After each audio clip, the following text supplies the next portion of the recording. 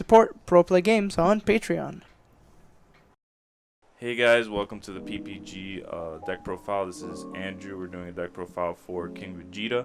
This was one of the decks that we played in the battle series with Machado, and kind of a deck that I just, spontaneously started working on because they got some new cards in the recent sets that I think are able to give it some defensive capabilities and allow it to kind of play a more interesting game style. So I'm just going to go over the deck choices and what I think is interesting, and what I thought was good, what I thought wasn't great, and what could be changed, and give you guys some ideas on that. So first thing, he's a very old leader. He's from set, actually he's a starter deck from I don't even know what set, but basically his main permanent is that you can't play non-Saiyan battle cards, which usually isn't much of a restriction, but actually in red there's some cards like Yamcha counterplay or Topo counterplay that you're just locked out of, so that does hurt his defensive capabilities, and kind of one of the reasons why he wasn't super utilized, because he is a pretty good leader in all being said. He has an activate main where once per turn you have to take a life, and you look at the top 5 for a red or green Saiyan or your field spell. And this is really nice because it gives you some consistency with the field spell, which you need to awaken, and also like the current King Vegeta leader allows you to, or the more recent one that came out in the last set, lets you search for your super combos, and the super combo is now much stronger, with Raditz super combo being the main one that we're going to be searching for. And also search your pieces so that you have a very consistent game plan, a very consistent flow, because it all revolves around red or green Saiyans.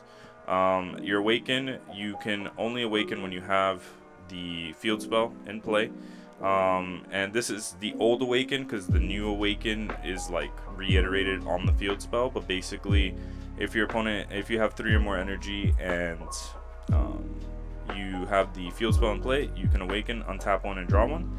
And then on the backside, he's like pretty cool. He has 2 effects. So his first effect is that you can choose one of your battle cards that is red or green Saiyan battle card, place it in the drop area. You'll draw a card. You'll give your leader plus 5k in double strike, which is kind of nice when you're going for game, or you just need double strike pressure on a unison. And then the second effect, you play a red or green Saiyan, I believe. No, it just says a battle card in your hand, but it has to be a Saiyan anyways. And you play it with the skills negated for the turn, and then you draw 1 card. So this is generally the one that you use and you spam out. One very interesting part about this leader is that neither on the front side nor the back side does he need to attack to generate advantage. So you can just build up a board state and stall your opponent out until you're ready to kind of execute your game plan, which we'll go over. So against aggro decks, obviously you want to be swinging with your battle cards, but against slower decks or decks that are not pressuring you much, you can play a much slower game plan and kind of rely on like pseudo locking them out of the game, so to speak. So going over the field spell, it's kind of the main card of the deck in terms of like awakening. So this card gains King Vegeta's Dynasty. It's called Return of the King, but they give it King Vegeta's Dynasty in every area. So basically you're able to awaken with this card. And then it also has an additional condition that if your opponent has 2 or more energy, you can awaken. Because one big problem that this leader had was if your opponent went first, you wouldn't get to turn 3 before you couldn't awaken until they had their full turn 3. So now you can awaken as soon as they charge to 2, and you charge to 2, you can awaken. So you can awaken a turn sooner going second. Going first, you can't awaken turn 2 because they won't have the energy, but you can still awaken turn 3, which is fine because you're going first. So you kind of get that advantage. If your opponent ramps, then you're also able to awaken turn 2. So that's really nice. It gives you more consistency when going second, and a lot more, you're not going to die as easily. And then he has the same effect, basically. If your leader card's a King Vegeta as the old field spell, when you play it, you play a red or green Saiyan from your hand with energy cost of 2 or less, with his skills negated, and then you draw 2 cards. So you're going to draw a lot of cards, and we'll kind of, when I show you all the cards, I'll show you how many cards you can actually draw on your awakening turn. And then activate battle, which is another nice quality of life. You get to combo with a red or green multicolor card from your drop area on both players' turn. So it's a really nice effect that gives you even more defense for free and allows you to arrival for not having to have the arrival cost, basically the card to combo in hand. So that's really nice as well. It's something that could be explored a little bit better, because the deck does have difficulty putting these red or green multicolor cards in the drop area. and that's something I'll speak about when we get to the red green. But yeah, usually you want to get a 10k in there because that's where you're going to generate the most amount of value. But yeah, that's the field spell. Play 4 copies of it, kind of showing it sideways because it's like a sideways card. But yeah, you just want to see it and your leader searches for it. If you have multiple copies, feel free to charge one like turn 1. And yeah, that's basically the field spell. Now on to the main way to utilize this leader. This was kind of been always the best way to do it, is just to run a skillless engine for the leader effect and for the return of the king. So every time you're doing this, play a 2 or less cost Saiyan from your hand, red or green Saiyan with its skills negated, draw a card. You might as well just play a skillless card, which is going to give you the biggest bang power wise usually. And now you have 20k beaters that you can use, as you'll see, for alliance, which makes your alliance hit incredibly hard. And then you just use these to either pressure the board, or they can just sit there if you're playing a very stall game plan and never attack your leader, or if it's an aggro matchup, they're just every turn you're generating a 20k, drawing a card and swinging with it, so it's really good. So we just played with the newest ones, which are Trunks and Son Goten. Skillless. There's not much to them, that's basically their purpose. Now onto the red-green multicolor package. First card, primary card. Basically your win condition and why the deck is interesting is that you get to play this card, you get to search for this card, and you get to pretty much, even if you don't have a board state, activate your leader effect on the backside, play a skillless for free, and then now you have alliance and you're swinging for 40k, burning a damage, and then they have to defend the 40k generally, because if not, you're dealing 2 damage on the attack. And then basically what this guy does is he's deflecting barrier, so he gets around pretty much everything. It's very hard to remove or very hard to interact with. He has alliance red green, and when you activate the alliance, he deals the damage, like I said, uninteractable, doesn't matter the life that the opponent is at. And then you also they have a kind of like a floating effect where battle cards with 20k power or more, or less, sorry, can't be played unless they crit a life, which is very, very strong, because some decks are pretty much just like, yeah, I can't play any battle cards, and if they didn't have any battle cards on board, they're basically almost locked out of the game, because then they have to like out combo this guy, which is not easy, between the field spell giving you a free combo card, your defensive negates that you can activate for free. It's just going to be really hard to get over this guy because he's 20k. And then so if they don't have barrier removal, they're kind of like, you know, for a 4 cost, it's not that easy. They're going to be locked under this effect, and you're just going to do it again and again until they die. So that's kind of the premise of the deck. If your opponent doesn't play things that are greater than 20k power, or if they don't have them in hand at that point, you pretty much just win. So that's the game style that I was saying, where you just want to just stall your opponent because you don't have any reason to attack them. You can just, like, on the turn you're ready to go in, give your leader double strike, hit him from like 5 to 3, play this guy, swing, activate alliance with all the 20ks that you've been building up for the turn. Generally like a 60k or 80k swing, some crazy stuff like that, without any combo behind it. Burn a damage, and now they're at 1 life. And if they ever decide to play a battle card again, that's 20k or less, they lose the game, basically. So they're going to crit the life. So that's the main purpose of this deck, and what's like interesting about it is just this guy. And I feel like it's one of the best leaders for him. Probably the only leader, not the only leader for him, but definitely from what I've been able to like gather, like kind of the best one for this card. And this card is incredibly powerful. Like Mecha does not want to see this card. They really don't have anything besides like their Overwhelm and their Secret Rare that can get over this effect. So they pretty much just die on the spot. And yeah, just in general, a lot of decks just can't handle this 20k effect, the alliance effect on them. Play 3 check lands basically, just to give yourself some energy consistency, because you want to charge red-green multicolor turn 1, so you're taking turn 1 off, and then you want to just at one point before turn 4 draw one of these or search it with your leader, which you're gonna do. It's very, very easy to see one even at 3. I haven't had any issues. It's possible that you could play also this guy at 4. Didn't mention that because I mean he's critical to the game plan, and sometimes you need multiple to win the game if they are able to remove the first. And yeah, like if you have one and then the following turn you have another, like they're super dead, because this one burns, like yeah, it's kind of over. So then you have this effect, And then yeah, just 3 has been fine. You pretty much never play him. You just use him as energy to give you your second green, because the main win condition costs double red, double green. This arrival, I think is just the strongest overall.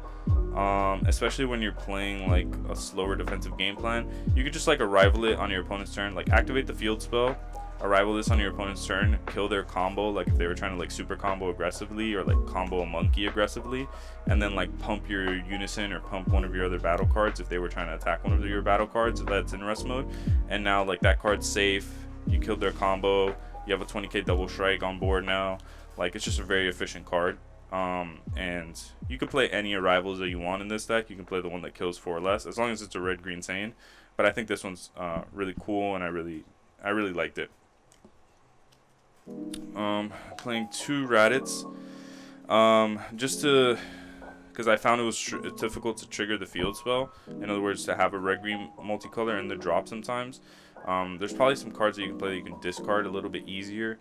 I'll show you the main one that you can use, but if it's early in the game and you haven't done that effect or are unable to do that effect, this gives you like at least a 5k on your a free 5k on your opponent's turn and on your turn, which is really nice. So just 2 of him. Like he's searchable if you need him. He's just generally in the hand there. Just you don't want to clog yourself with too many 10ks. So this is just a good red green multicolor energy. You can use it for arrival, you can use it for the field spell pretty easily, so it kind of fits the bill. Playing this secret rare, generally not really the most important, because the Gohan tends to just do the work itself. But if they are able to remove the Gohan and you did the main game plan where you like get them down to 2 or less life, or they had to crit a life, like if they were at 4 and now they had to crit a life to play a guy to maybe get rid of the Gohan or what have you, this is just an interactable burn damage for 2 that doesn't let them pretty much combo. Like nobody's gonna like beat a game-winning swing pretty much when they're under the effect that they can't like super combo, can't use anything. I believe it's 2 or less. Yeah, when they combo with a battle card with energy cost of 2 or less, you just kill it. And yeah, as long as you have more than 1 life, you crit 1 life to burn them for 2. So pretty good game-winning card. Again, you are locked to same battle cards, so the only other unison that you could really run that would make sense, there's 2. You could play either the Unison that came out, the 4-mana one that kind of like wipes the board ignoring barrier. And that one comes down for 4. So, but on 4 you already want to do your play, and the other one is like Heroine's Lineage, and I could see Heroine's Lineage over this guy depending on the meta, and how your playstyle or what you feel is better. Like if this guy never comes up, but Heroine's Lineage would, then feel free to make that swap. But that's pretty much the only secret rares that you can play. So 4 Raditz super combo. The main target for when you do your searching effect on the front, you're looking at the top 5, similar to the current King Vegeta leader. And that's basically, I mean, you just want to stack your hand with these, because eventually your opponent's going to hit you down low. I could see running like 1 Nappa just to trigger your field spell a little bit more, like more freely. And it's searchable as well, and like it can help you with the rival in certain situations. So I could see 1 Nappa, but for now, I mean 4 Raditz. I mean, you have a lot of extra cards in the deck, a lot of defense that sometimes isn't going to come up, and this just gets rid of it and turns it into combo power. So I think I would still stick with 4 Raditz, but consideration for 1 Nappa maybe. Playing 2 Exploiting Weakness. It doesn't really come up very often, but I guess if the game goes really long and maybe they are able to survive the burn plan, this can give you a board wipe plus some defense on your opponent's turn. So yeah, I mean, feel like these cards are more situational cards that there was just room in the deck, so situational cards were put in. So 2 Exploiting Weakness for that reason. 2 SSB Kaioken, Concentrated Destruction. This one could maybe be higher. I mean, it's nice to have barrier removal for your opponent, but generally your game plan is just like very uninteractive, and you're just going to play 20Ks. If they have barrier cards, usually they're 20K barriers, and you're just slamming 20Ks and swinging into them. So it's not really that big of a deal to get rid of barrier, and like this effect is like okay, but maybe like against Invoker it could be nice. Certain situations just to set up your turn 4. 3 Vegeta the Cruel. Generally turn 2s you take them off going first, and this is like a pretty nice card. Like a lot of times you're just gonna pass with your energy. The only time you're gonna tap out is turn 4, when it's pretty like standard play, and this is just like a decent counter play. You don't have to play it at all. Like there's probably other cards that you can run in like these situational slots that we've been going over, but you are locked to red or green Saiyans. There aren't too many great ones once you start like going over the main ones. Like it's not too you know, the variety starts to decrease a lot, but this one's like pretty decent, and like I said, just a 5k at least. You don't, and in certain situations, like it'll turn off your super combo to do this, but if you don't see the Broly, you can charge this just so you can have access to your win condition, even though you're turning off your super combos, which is really bad, but maybe that's all you need to win. So having some amount of green, tough green energy is nice. To Secret Identity, it's really nice to do this with the Gohan on that turn, because one, it's a 25k swing for free, and it also wipes their board. So after you activate the alliance and then wipe their board, like if they don't have anything 20k or under, like they're pretty much locked out, because they were gonna need those cards on board to either kill you or kill your Gohan. And like now they're just pretty much locked to like maybe their own overwhelm and a unison at most, and that might just not be enough to win. So Secret Identity, just to come down on those situations, catch you back up in the game if your opponent's like interacting with you, or like spamming the board. I played some Unisons, but they're like kind of whatever, but basically similar idea. In slower matchups where you know your opponent's like not going to do anything on their turn, you can just play a Unison instead of like holding up a counter, like pre-turn 4. Turn 4 is pretty much always going to be the guy, the burn guy. But before that, you can maybe set up one of these. This will help you clear the board for the same reasons that I said. You can keep the board clean with this guy, or look at their hand and maybe take a look at, see if they have secret rares or unison or something that can maybe kill you. So you're kind of just setting that up like a very just drop this guy control strategy. I mean, preferably you just don't want your opponent to awaken before turn 4. Like you're just not going to hit them at all, so you're going to force them to do it 100%. And then this one's like kind of nice against like control, where they're just going to be countering you. You're going to be able to kill the counter, and the -2 again to wipe the board. With a 20k, you can just slam this guy like turn 2, turn 3, just be like my 20k wipes your board. If they decided to leave a bunch of things in active mode so that you would attack their leader, you can get around that with both of these. So that's kind of the interesting strategy there. It's not a really important for Unisons, maybe overkill. I could definitely see cutting it down to like 3, maybe just running like 1 Sin Shenron and 1 of these, even down to 2. Not super critical, but it's just interesting to have the options. And if your opponent's like playing super slow, then these can get a lot of value. If not, you just like charge them or get rid of them with Raditz. And then to the main defensive package, which is where I think the deck like really started to increase in power, is you're playing 4 King Vegeta's Presence. So you're a mono red Saiyan leader, so now when you get low on life, you can activate this for free. And activating these cards for free is very, very good, because you want to be tapping your energy to do your big Gohan play. So now they have to get through, they have to either kill you through this or kill the Gohan through this, which is just very difficult. And then also you're running Testing the Opposition. So now they have to kill you through all of these cards, like under King Vegeta's Presence, with multiple Testing Oppositions in hand, and your super combos. Like it's just going to be really hard for your opponent to get through everything. And I just played a high number of these because the leader doesn't draw cards on the front really. He just like takes a life and looks for Saiyans. So you just want to make sure you see at least some amount of these. You see in the battle series that I use them to protect my Gohan really well against like a baby hatch secret rare. I was able to use this to just continuously negate and block his swings. And then just 1 Wolfang Fist, just because you're running some amount of Unisons, and once again free stuff is good. But sometimes I wouldn't play more than like 2, because you don't always have the Unison in play, and it's not the main objective of the deck rather. So it's not super critical. And like I said, this deck has a lot of flex spots, so there's a lot of room for improvement, but the general strategy is there and it's pretty good. And just to kind of go over some basic things, when you go to Awaken, you can either take a life and do the leader effect on the front or not. Generally you do, just to get that plus value, but in certain matchups you won't. But you'll basically take a life, look at the top 5, get a card to your hand, Then you're going to play the field spell, which is going to draw you 2, play a 20k. Then you're going to awaken, which is going to be another draw, so that's already 3 draws. Untap an energy. Then you're going to activate the leader skill, draw a card, and play another 20k. And now you have an untapped energy if you want to use it for something. Generally what I end up using with that untapped energy is do this arrival. Either if I need to push on my turn, then I'll do it on that turn, but usually I'll do it defensively to kill my opponent's combo or just something they don't see coming.